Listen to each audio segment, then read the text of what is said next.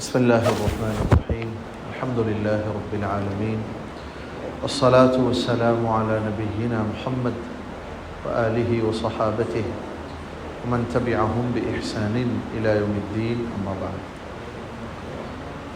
கண்ணியமான சகோதரர்களே, பெரியவர்களே, கஸஸுல் அம்பியா, நபிமார்களது வரலாறுகள், அந்த வரலாறுகளை குர்ஆன் ஏன் பேசுகிறது? وَكَذَلِكَ نَقُصُّ عَلَيْكَ مِنْ أَنْبَاءِ الرُّسُلِ, அல்லாஹ் சொன்னான், ரசூல்மார்களுடைய செய்திகளை எல்லாம் நபியே உங்களுக்கு நாம் சொல்கிறோம். لِنُثَبِّتَ بِهِ فُؤَادَكَ, அதன் மூலமாக மன உறுதி உண்டாகுவதற்காக. தீனில், ஈமானில், அல்லாஹ் தஆலாவுடைய வாக்குறுதிகளில், எச்சரிக்கைகளில், சொர்க்க நரகத்தில் மன உறுதி உண்டாகுவதற்காக. ஒரு விளங்குறதுக்கு சொல்கிறேன்டா, யக்கீன் உருவாகுவதற்காக, ஈமானுடைய யக்கீனை உருவாக்கி கொள்வதற்கு, ஏற்றுக்கொண்டிருக்கிற நம்பி இருக்கிற விஷயங்களில் உறுதியை உண்டாக்குவதற்கு கஸஸுகள் என்று அல்லாஹ் சொன்னார். நபிமார்களுடைய வரலாறு என்று சொல்லும் பொழுது இது ஒரு சிறிய தலைப்பல்ல. குர்ஆன் 1000க்கும் அதிகமான ஆயாத்துகளில் பேசியிருக்கிற விஷயம். 1000க்கும் அதிகமான ஆயாத்துகள், வசனங்கள், சம்பவங்களுக்கு ஒதுக்கப்பட்டு, அதிலும் பெரும்பாலான சம்பவங்கள் நபிமார்களுடைய வரலாறுகளும் சரித்திரங்களும் படிப்பினைகளும் தான். அந்த ரீதியில் நாம் ஆரம்பத்தில் ஞாபகப்படுத்தினோம், முதல் மனிதன் சையதுனா ஆதம் அலைஹிஸ்ஸலாம், இவர்கள் எப்படி படைக்கப்பட்டார்கள், இவர்கள் குறித்த எதன் மூலம் படைக்கப்பட்டார்கள் என்பதிலிருந்து ஆரம்பித்து, படைக்கப்பட்ட பின்னால் சுவர்க்கத்திலே அவர்களுக்கு எப்படி ஒரு நிலை வழங்கப்பட்டிருந்தது, ஏன் அங்கிருந்து வெளியேற்றப்பட்டார்கள் என்பது வரைக்கும் மாஷா அல்லாஹ் தெளிவாக பல வகுப்புகள், நேரங்கள் எடுக்கப்பட்டு தெளிவுபடுத்தப்பட்டது. இந்த ஆதம் அலைஹிஸ்ஸலாம் தொடர்ந்து குர்ஆன் சொல்கிறது, உம்மத் அலல் ஹக் இருந்தார், உண்மையின் மீது, ஹக்கின் மீது நிலைத்திருந்த ஒரு சமூகம். காலப்போக்கில் ஆதம் அலைஹிஸ்ஸலாத்துடைய பரம்பரையில் வாழ்ந்த மிக முக்கியமான நல்லோர்கள், இதில் குர்ஆன் அடையாளப்படுத்துகிற சிலர், வுத்,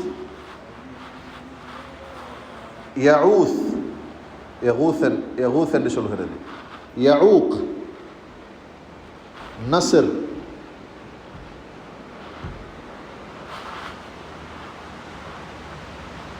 இப்படி ஒரு 4-5 பேர் இருந்தார்கள். ஆதம் அலைஹிஸ்ஸலாத்துடைய பிள்ளைகளில் மிக பக்குவமான ஆக்கள். இவங்களுடைய பேரெல்லாம் சூரத்து நூஹ்ல பேசப்பட்டு, இந்த நல்லவர்களை ஆதம் அலைஹிஸ்ஸலாத்துக்கு பின்னால விரிவாக பேசப்பட்டது. அது சாராம்சத்தை சொல்றேன். ஆதம் அலைஹிஸ்ஸலாத்துக்கு பின்னால ரசூல் ஒன்று அனுப்ப வேண்டிய, ஆதம் ரசூல் அல்ல, நபி. நபிக்கும் ரசூலுக்கும் வித்தியாசம் சொல்லப்பட்டது.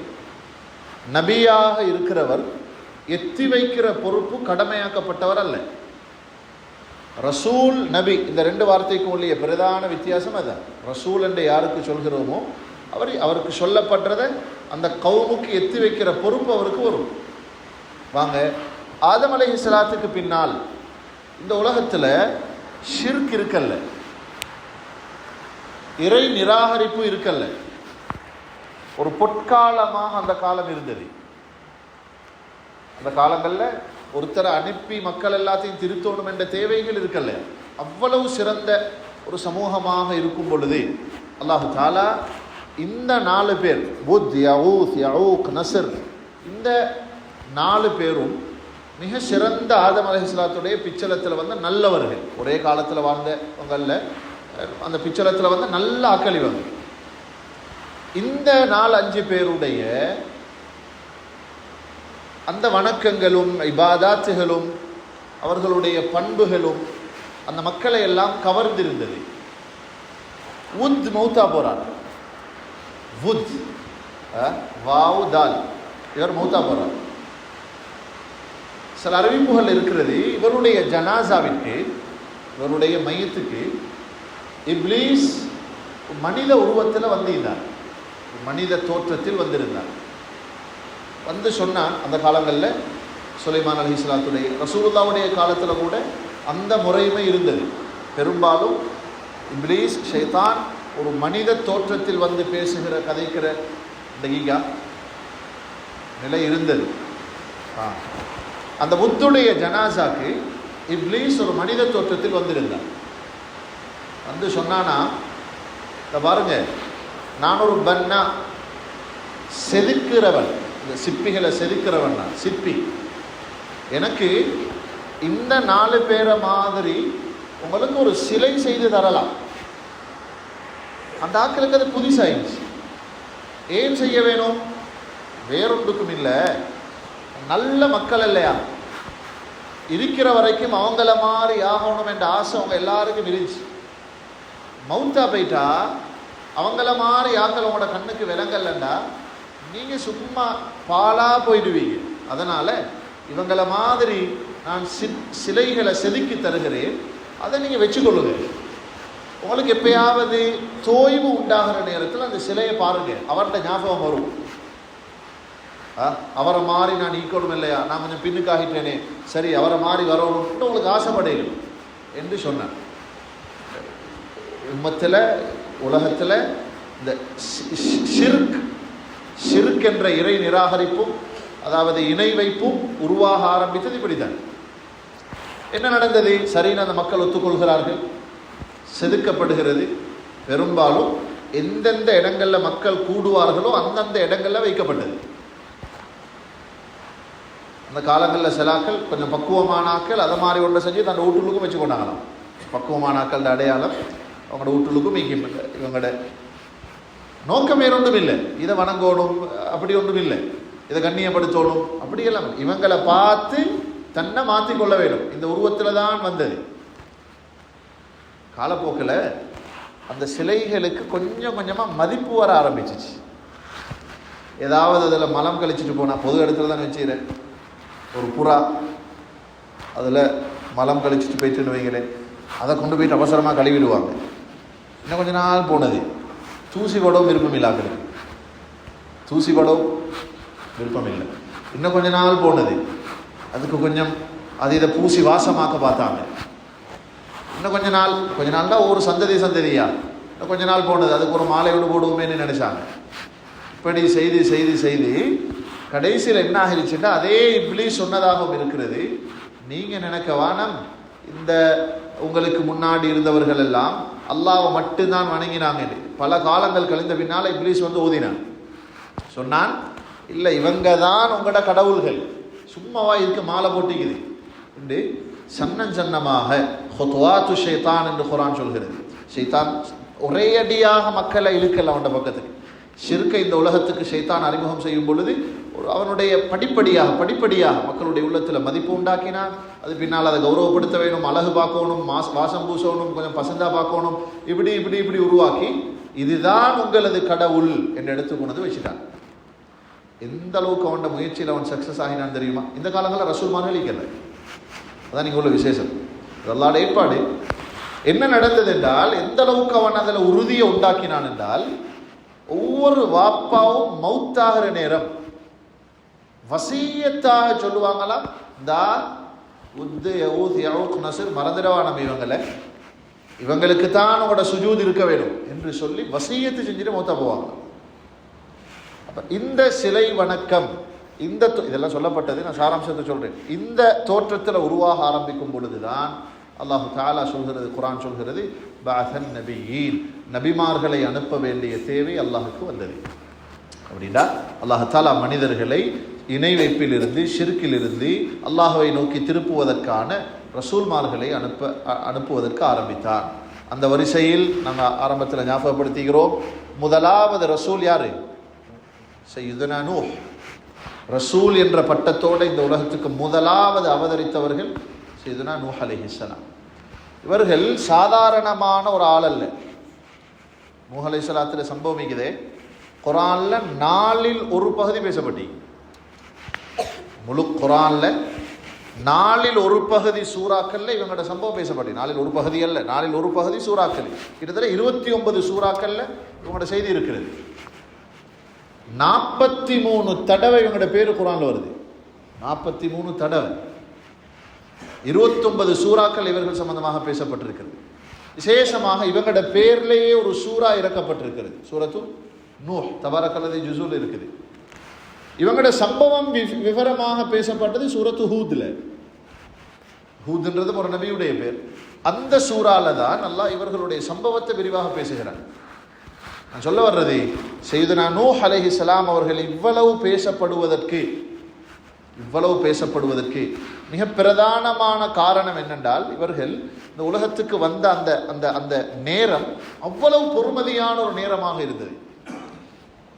அவ்வளவு பொறுமதியான ஒரு நேரத்தில் தான் அல்லாஹ் இவர்கள் அனுப்பினார். இவர்கள் செய்த தாவத்துகளுடைய விரிவாக்கம் குர்ஆன்ல பேசப்பட்ட மாதிரி வேறு எந்த நபியுடைய தாவத்துடைய விரிவாக்கமும் பேசப்படலை. நபிமார்களுடைய தாவத் குர்ஆன்ல பேசப்பட்டீங்க இல்லையா? நூஹ் அலைஹிஸ்ஸலாத்துடைய தாவத், அவர்களுடைய அழைப்பு பணி விரிவாக பேசப்பட்ட மாதிரி வேற எந்த நபியுடைய வரலாறு, ரசூலுடைய வரலாறையும் அல்லாஹ் பேசல. இவர்கள் ரசூலாக அனுப்பப்படும் பொழுது சிலர் சொல்றாங்க 40 வயது என்று. பெரும்பாலும் நபிமார்களுக்கு 40 வயதுல தான் இந்த நுபுவத்து கிடைக்கிற வயதாக 40 இருந்தது என்று. ஆனால் அல்லாஹு ஆலம் இதை விட ஏற்றமான ஒரு கருத்தாக தெரியுது. இஸ்ராயீலி ரிவாயாத் என்று சொல்றேன். பனு இஸ்ரவேலர்கள் தௌராத்தில் உள்ளதாக ஸல்லல்லாஹு அலைஹி வஸல்லம் காலத்துக்கு முன்னால வாழ்ந்த காலங்களில் இன்ஜீல் தௌராத் இணைத்து அதில் உள்ள தகவல்களை அன்றைக்குள்ள ஹாஹாம்ன்றது அன்றைக்குள்ள இந்த மதகுருமார்கள் அதை அந்த அந்த தகவல்களை வரலாற்று செய்திகளை அப்படியே பேசி பேசி பகிர்ந்து வருவாங்க. அதுக்கு சொல்றது இஸ்ராயீலியாத். இன்றைக்கு அந்த வரலாற்று குறிப்புகள் அது தனியான ஒரு பகுதி. இஸ்ராயீலி செய்திகள் சொல்றேன், பனு இஸ்ரவேலர்களுடைய செய்தி. அவர்கள் சொல்ற செய்திகளை இந்த உம்மத் சொல்லலாமா? ஏன்னா அவங்களுக்கு அல்லாஹ்வுடைய வேதம் கொடுக்கப்பட்ட மக்கள்.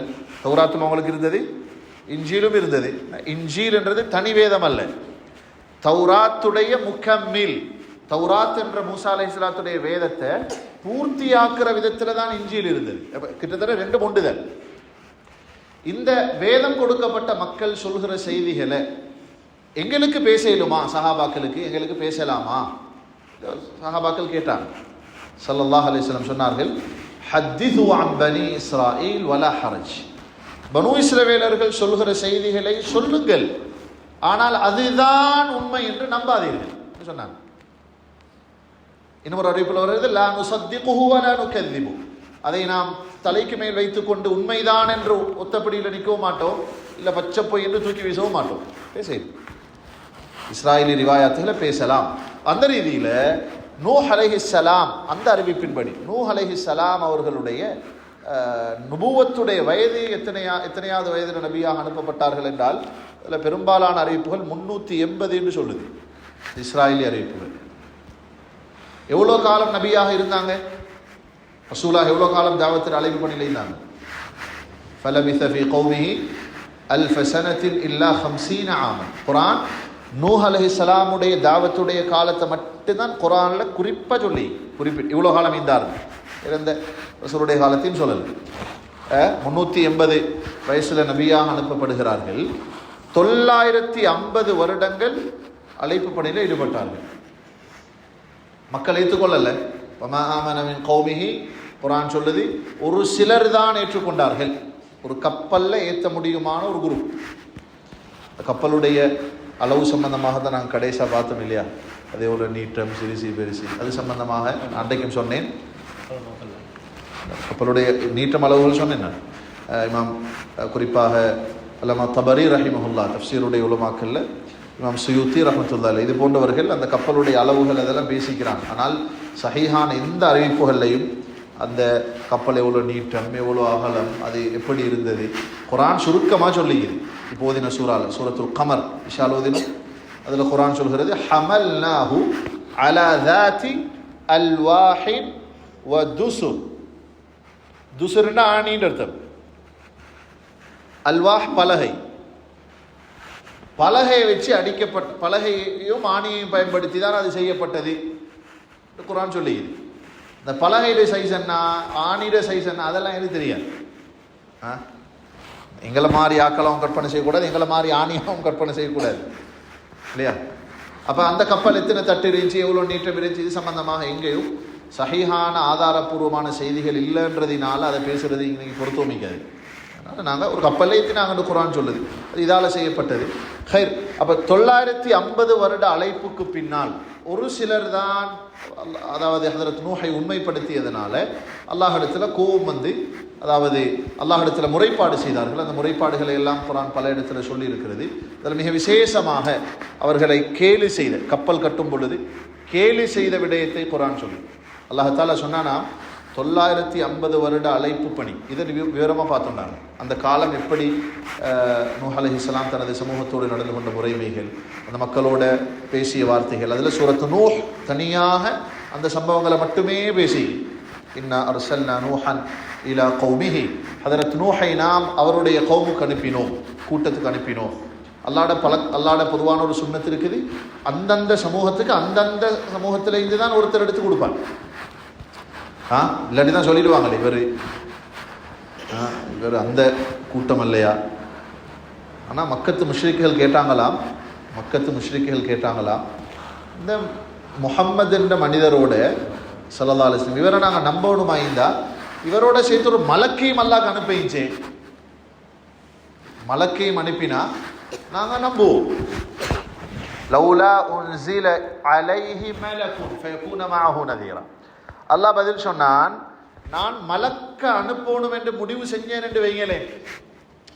முஹம்மதோட ஸல்லல்லாஹு அலைஹி வஸல்லம் ஒரு மலக்கையும் அனுப்புகிறேன் முடிவு செஞ்சிட்டால் அவர் வந்து சேர்றதோட மனுஷனா மாற்றி விட்டுருவேன். வலவ் ஜஅல்னாஹு மலக்கன் லஜஅல்னாஹு ரஜுலன். குர்ஆன் இது சொல்லுது. மலக்காக அவர் அனுப்பினால் மனுஷனா மாற்றி விட்டுருவேன். அல்லாஹ்வோட சுன்னத் என்னென்றால் அந்தந்த கௌமில் அந்தந்த சமூகத்துடைய பாசை தெரிந்த, அந்த சமூகத்துடைய புழக்க வழக்கங்கள் தெரிந்த, அந்த சமூகத்தை பற்றி படித்த அப்படி ஒரு மனிதரை தான் அனுப்புவார். அப்போ நூஹ் அலைஹிஸ்ஸலாம் குர்ஆன் சொல்லுது மின் கௌமிஹி, தனது கௌமில் இலா கௌமிஹி, தனது கௌமுக்கே அனுப்பப்பட்ட ஒரு ரசூல் வந்து சொன்னார்கள், அமன் அன்திர் கௌமக், உங்களுடைய கௌமுக்கு எச்சரிக்கை செய்யுங்கள். பல வார்த்தைகளை சொன்னாங்க, பல விதத்தில் தாவா செய்தார்கள், ஏற்றுக்கொள்ள மறுத்தார்கள். அல்லாஹ் தாலாவுடைய கோபம் வந்தது. அல்லாஹ் சொன்னான், இஸ்னாயில் ஃபுல்க், ஒரு கப்பலை கட்டுங்க. கட்டினார்கள், இதை பயன்படுத்தினார்கள். குர்ஆன் சொல்லுது, குல்லமா மர்ர அலைஹி மலஉம் மின் கௌமிஹி சஹிரு மின். கப்பலை கட்டி கொண்டிருக்கிற நேரம் நூஹ் அலைஹிஸ்ஸலாம் அந்த மண்ணில் நீர்வளம் குறைந்த பகுதியில் இந்த நூஹுட கப்பல் எங்கே போகுது? எல்லாரும் சும்மா கேலி பண்ணிட்டு போவாங்களாம். எவ்வளோ நாள் நபியா இருந்து இப்போ தச்சனா மாறிட்டீங்களோ விடுவாங்களாம். அல்லாஹ்வுடைய கட்டளை செய்கிறார்கள். ஹதரத் நூஹ் அலைஹிஸ்ஸலாம் ஒரு கட்டத்தில் சொன்னாங்க, என்ன பார்த்து கேலி செய்றீங்களா? குல்லமா மர்ர அலைஹி மலஉம் மின் கௌமிஹி சஹிரு மின் காலு இன் தஸ்ஹரு மின்னா ஃபஇன்னா நஸ்ஹரு மின்கும் கமா தஸ்ஹரு. ஒரு நாள் வரும், அப்போ நான் உங்களை பார்த்து கேலி செய்வேன். அல்லாஹ் தஆலாவுடைய ஏற்பாடு. சூரத்து அல் கமர் சொல்கிறது, கப்பலை கட்டி முடித்தார்கள். அல்லாஹ்வுடைய அதாப் வரப்போகுது. அல்லாஹ் யாரையும் வீணாக அநியாயம் செய்கிறதில்லை. குர்ஆன் இன்னும் ஒரு இடத்துலையும் பேசுது, வமா குன்னா முஅذிபீன ஹத்தா நபஅஸ ரசூலா. ஒரு ரசூலை அனுப்பாமல் யாரையும் நாம் தண்டிப்பதில்லை, அநியாயமாக சோதிக்கிறதில்லை. அப்போ ஏற்றுக்கொள்ள மறுத்ததினால கப்பல் கட்டப்படுகிறது. அந்த கப்பல் மிதக்கிறதுக்குரிய தண்ணி அல்லாஹ் எப்படி உண்டாக்கினான் தெரியுமா? புதினமான ஒரு முறையை குர்ஆன் கையாண்டது. ஃபதஹ்னா அலைஹிம் அப்வாபஸ் ஸமா, வானங்களின் கதவுகளை எல்லாம் நாம் திறந்து விட்டோம் சொல்லுது. ஃபதஹ்னா அலைஹிம் அப்வாபஸ் ஸமாஇ பிமாஇன் முன்ஹமிர். கொற்ற தண்ணி, பெய்கிற தண்ணி அல்ல. எங்களுக்கு தெரியும் இந்த மலை துளிகள், அது துளிகளாக விழலையா அந்த மலை, ஊற்றி விட்டுற மாதிரி. அதுக்கு மீது வித்தியாசமே தானே, துளி துளியாக வெளியிறதுக்கும் கொட்டி விட்டுற மாதிரி. முன்ஹமிர்னா அந்த வஃபஜ்ஜர்னல் அர்த உயூனன், பூமியை பிளக்க செய்தோம், நீரூற்றுக்களை உருவாக்கினோம் அந்த தரையில். மேலையும் தண்ணி கீழையும் தண்ணி. ஃபல்தகல் மாஉ அலா அம்ரின் கத் குதிர். அல்லாஹ் சொன்னா, அந்த மேலிருந்து வந்த நீர் கீழிருந்து வந்த நீர் ரெண்டும் இணைந்தது. பெரிய ஒரு உயரத்துக்கு அந்த தண்ணி வசத்தப்பட்டது. அவ்வளோ பெரிய ஒரு வெள்ளம். அதனால தான் அந்த வெள்ளத்துக்கு என்ன பேரு? தூஃபான். அல் தூஃபான், தூஃபானுல் அக்ஸா இல்லை, தூஃபான் பெருவெள்ளம். அல்லாஹு தாலா இந்த கப்பலை கட்டி முடிச்ச பின்னால சொன்னான், இந்த கப்பல்ல ஒவ்வொரு உயிரிலிருந்தும் ஒவ்வொரு மனிதன் அல்லாத ஈமான் கொண்டவர்கள் அல்லாத மிருகங்கள் பறவைகள் இது ஒவ்வொன்றிலிருந்தும் ஒவ்வொரு ஜோடியை ஏற்றுங்க குர்ஆன் சொல்லியிருக்கு. ஏற்றினார்கள். அதில் என்ன நடந்தது, அதில் சில மிருகங்கள் மறுத்ததாகவெல்லாம் இஸ்ராயேலிய அறிவிப்புகள் இருக்குது, அது எதுவும் தேவையில்லை. ஏற்றினார்கள். மறுத்ததில் மிக முக்கியமான ஆள் தான் அவங்களோட மகன் நூஹ் அலைஹி. இன்றைக்கு நான் அதில் நூஹ் அலைஹி சப்ஜெக்டை முடிஞ்ச போகிறோம், எத்தனை இதில் பேசுகிறேன். நூஹ் அலைஹிஸ்ஸலாத்துக்கு முக்கியமாக 3 பிள்ளைகள், முக்கியமான 3 பிள்ளைகள். அதிகமே தூஃபான் வெள்ளம் வந்துச்சு தானே, வெள்ளம் வந்தது, ஏற்றினார்கள். அதில் ஒரு மகன்ட பேரு கன்ஆன். கன்ஆன் இந்த மகன் ஒரு வார்த்தை சொன்னான். தண்ணி வந்து மேலையும் தண்ணி கீழையும் தண்ணி, கப்பல் எல்லாரையும் ஏற்றின பின்னால பாப்பா சொன்னாங்க வாடா வந்து ஏறிக்கோ. அவன் சொன்னா நான் ஏற மாட்டேன். என்ன செய்ய போறாய் சொன்னானா, தா இது மலை, அந்த மலையில போய் நான் தொத்திக் கொள்வேன். என்னதான் தண்ணி ஒசந்தாலும் அந்த மலையில போய் நான் தொத்திக் கொள்வேன், அதை பிடிச்சு கொள்வேன், இதை பிடிச்சு கொள்வேன். அதோட வகை வந்தது லா ஆசிமல் யௌம மின் அம்ரில்லாஹி இல்லா மர் ரஹீம். அல்லாஹ் தஆலாவுடைய அருள் பார்வை யாருக்கு இருந்ததோ அவர்கள் மட்டும்தான் தப்ப வைக்கப்பட்டார்கள். மலையில ஏறின கனானும் சாகடிக்கப்பட்டார். சில அறிவிப்புகள் இருக்கிறது, ஒரு பெண் அல் ஜஸா, அதாவது மின் ஜின்சில் அமல் என்ற ஒரு கிதாப் இருக்கிறது. அதில் இருக்கிறது, ஒரு பெண் தனது குழந்தையை தூக்கி கொண்டு அவளது உயிரை மாய்த்த பொழுது கூட அல்லாஹ் தஆலா அந்த பொம்பளை கூட அவன் இறக்க தண்டைக்கு விடல, இறக்கத்தை காட்டல, முழு பேரையும் அழிச்சான். குர்ஆன் சொல்லுது அக்ரக்னாஹும் அஜ்மஈன். மகனோட சேர்த்து, மகண்ட விஷயம் விசேஷமா சொல்லப்பட்டதுனால சொன்னேன், முழு உலகத்தில் உள்ள மக்களும் அழிக்கப்பட்டார்கள். வாங்க இங்க கவனத்தில் ஓடும். அந்த வெள்ளம் வந்தது இருக்குது, வெள்ளப்படைக்கு மாதிரி வந்த வெள்ளம் அல்ல, அது சிலோனுக்கு மாதிரி வந்த வெள்ளம் அல்ல. யாரெல்லாம் அன்று மனிதர்களாக இறை நிராகரிப்பாளர்களாக இருந்தார்களோ அத்தனை பேரும் திரும்போருக்கு அப்படியே அழிக்கப்பட்டார்கள். ஒரு உள்ளே இல்லை. அந்த கப்பல் தரையொதுங்கியது ஜபலு ஜூதியில. அந்த இடத்தில் ஒதுங்கிய அந்த கப்பல் தரையிறங்கிய மக்கள் மட்டும்தான் அந்த நேரத்தில் உயிரோடு இருந்தார்கள்.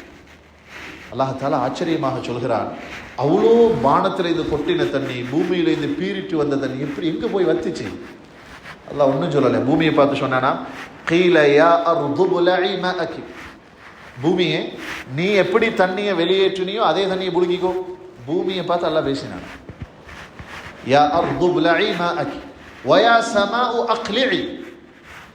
வானமே நிறுத்திக்கொள் என்று வானத்துக்கு நாம் கட்டளை பிறப்பித்தோம். குர்ஆன் சொல்லுது وغيض الماء قضي الامر استوت على الجود وقيل بعدا للقوم الظالمين. அல்லாஹ் சொன்னது மாதிரி பூமி விழுங்கியது, வானமும் நிறுத்தி கொண்டது, கப்பல் ஜூதியிலே இஸ்தவத் போய் நின்றது, எல்லாரும் இறங்கினாங்க, அநியாயக்காரர்கள் அழிந்தார்கள். இப்ப அழிக்கப்பட்ட அத்தனை சமூகத்திலும் பாக்கியாக இருந்தது நூஹ் அலைஹிஸ்ஸலாத்துடைய ஃபேமிலியில, குடும்பத்துல முக்கியமான 3 பேர்.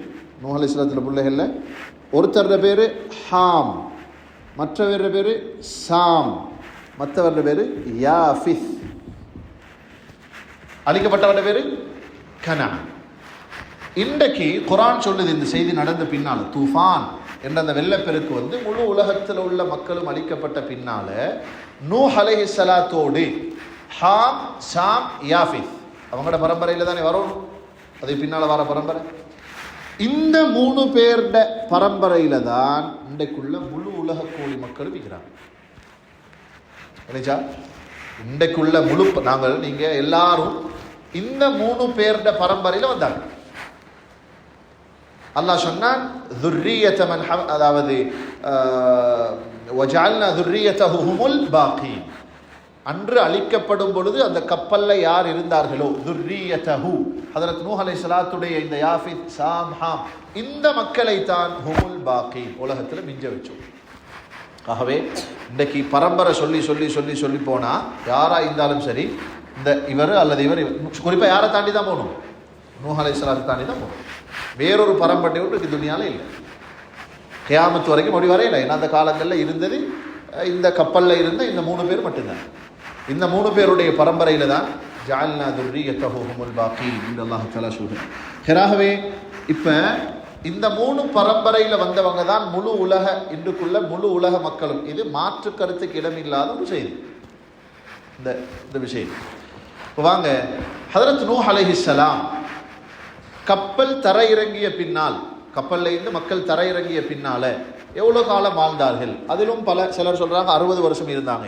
ஆனால் நான் சொன்ன மாதிரி இங்கே இஸ்ராயேல் ரிவாயத்தில் இருக்குது 350 வருஷம் வாழ்ந்தாங்க.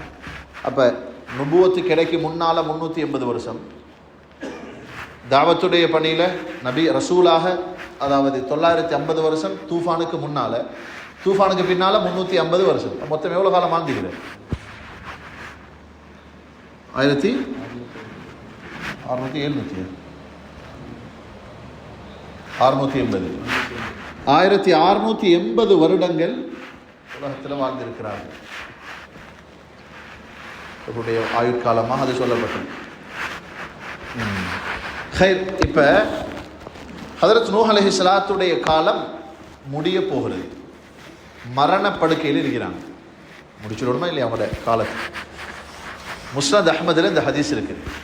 ஹதரத் நூஹ் அலைஹிஸ்ஸலாம் லம்மா ஹதரஹுல் வஃபா, மரணம் நெருங்கிய சமயத்தில் சக்கராத்தில் இருக்கும் பொழுது மகன்மாரை கூப்பிட்டாங்களாம். இதெல்லாம் தூஃபான் நடந்து முடிஞ்ச பின்னால் கூப்பிட்டு, அதில் குறிப்பாக சாம் என்று வந்திருக்குது. மகன்கிட்ட சொன்னாங்களாம், மகன் நான் ஒரு வசியை செய்தேன், அந்த வசியத்தை வாழ்க்கையில் பேணுதலாக கடைபிடித்து வா என்று சொன்னார்கள். ஹதீஸ் சஹீஹான ஹதீஸ் முஸ்னத் அஹ்மதில் இருக்குது, தர்கீப் தர்ஹீபில் இருக்குது, பல இடங்களில் அந்த ஹதீஸ் இருக்குது. நபியுல்லாஹி ஸல்லல்லாஹு அலைஹி வஸல்லம் சொன்னார்கள், நபி அவங்க சொல்லாட்டி இதை நாங்கள் நம்ப மாட்டோம், இது வஹியாக இருக்கலாம், சொன்னார்கள், நூஹ் அலைஹிஸ்ஸலாத்துக்கு மரணத்துடைய நேரம் வந்த பொழுது தனது மகன்மாரை அழைத்து சொன்னார்களாம், நான் உங்களுக்கு வசியத் செய்கிறேன். என்ன வசியத்? 2 விடயங்களை ஏவுகிறேன், 2 விடயங்களை தடுக்கிறேன். 2 செய்யணும், 2 தவிர்த்து கொள்ள வேண்டும். முதலாவது சொன்னார்கள், ஆமுருக பிலா இலாஹ இல்லல்லாஹ், வணக்கத்துக்குரிய நாயன் அல்லாஹுவை தவிர வேறு யாரும் இல்லை என்ற இந்த ஏகத்துவத்தை உங்களுக்கு நான் வசியத்தாக சொல்லிட்டு போறேன்.